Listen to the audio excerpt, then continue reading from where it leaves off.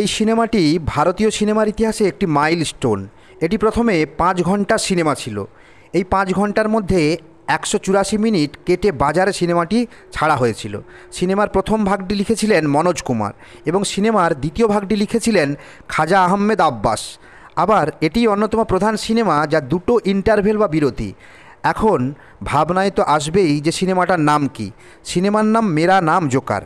বলা হয় ইংল্যান্ডের রাজা প্রথম হেনরি তার হাতের 3 ভাগের 1 ভাগ এই মাপ নিয়ে একটি জিনিস আবিষ্কার করলেন।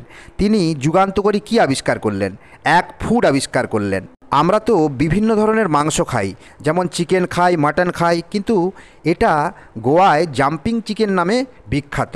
কোন মাংসকে গোয়ায় জাম্পিং চিকেন বলে? ব্যাঙের মাংসকে। আমরা তো বিভিন্ন সময় বিভিন্ন ধরনের পোশাক আশাক পরি, কিন্তু বলুন তো কারা বায়োসেরামিক পোশাক পরেন?